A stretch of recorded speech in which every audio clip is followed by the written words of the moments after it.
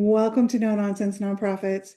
Hi, I'm Sandy Ray, founder of Sandra E. Ray CPA, where we alleviate financial headaches so that you can create a bigger impact. Today, we're talking about the fundraising efficiency ratio. So, we're going to define what that is, and we're going to help you to understand how you can use it in your organization to make better decisions for the use of resources and long-term sustainability of the organization. So, what is the fundraising efficiency ratio? The simple definition is what is your organization spending to raise $1 of contribution income? The technical definition is your total fundraising expenses divided by your total contributions raised. We can divide this out for the organization in total. We can split this between unrestricted, restricted. We can split this among our different campaigns. How detailed you get can help you allocate the proper resources to fundraising and use the channels that are most effective for your organization. So let's just delve right in. Again, the fundraising efficiency ratio is total fundraising expense divided by dollars raised.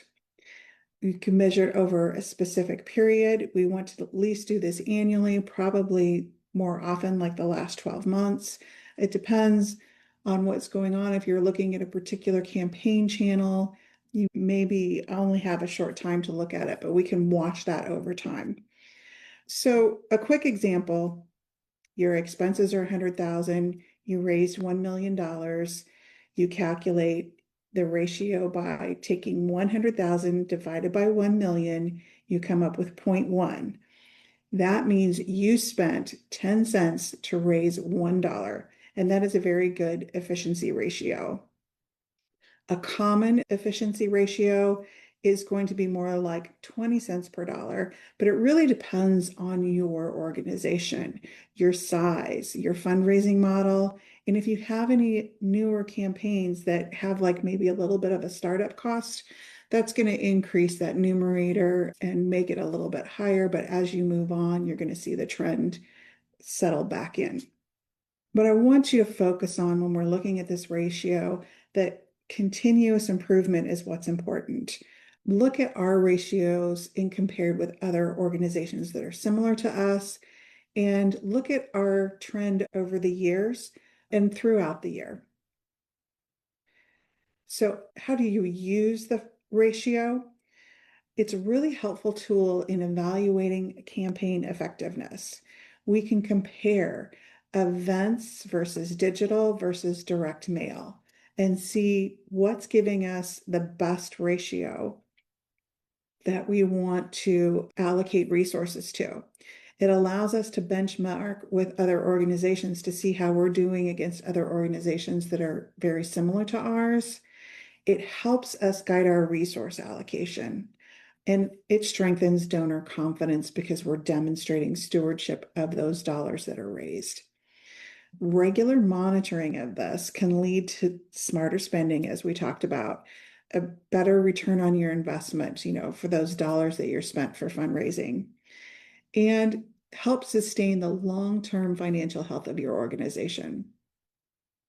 The things that drive a positive, healthy ratio are higher donor retention.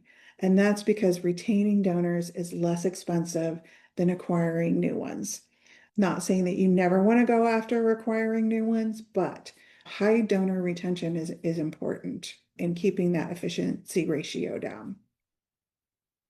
Digital first campaigns are less expensive, so they have lower overhead than in-person events, but that doesn't mean that your in-person events aren't important.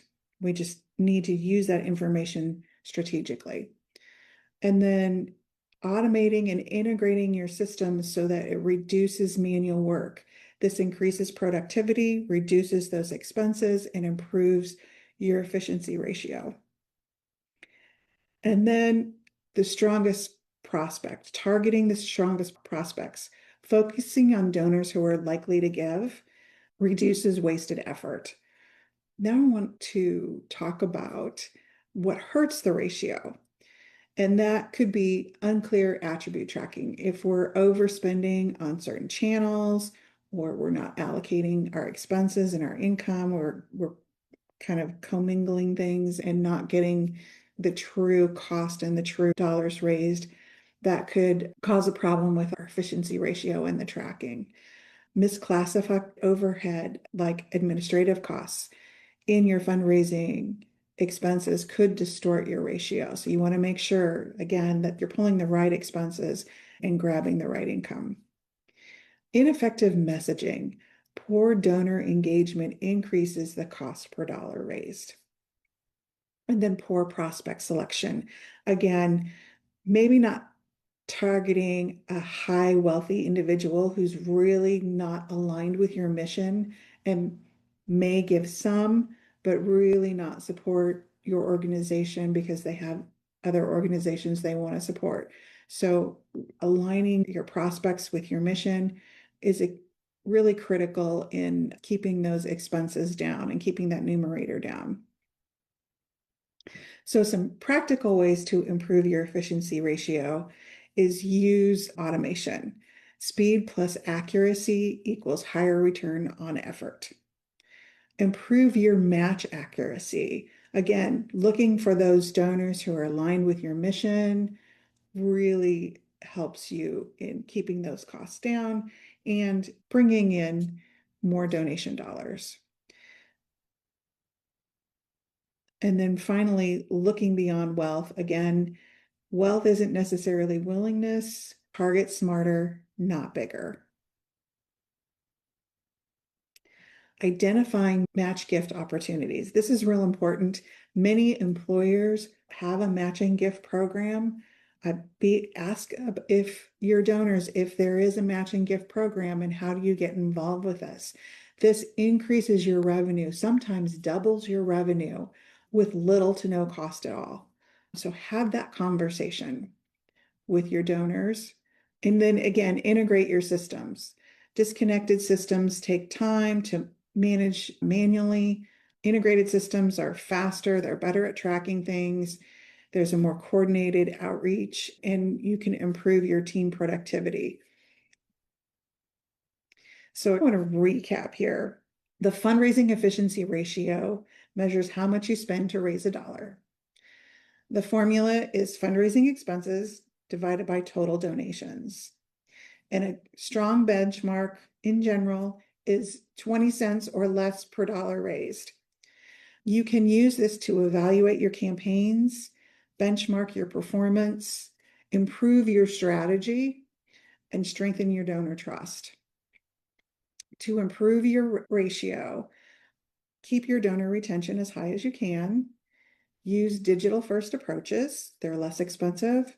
Improve your data accuracy, maybe by integration. Target smarter. I mean by target your donors. Leverage matching gifts.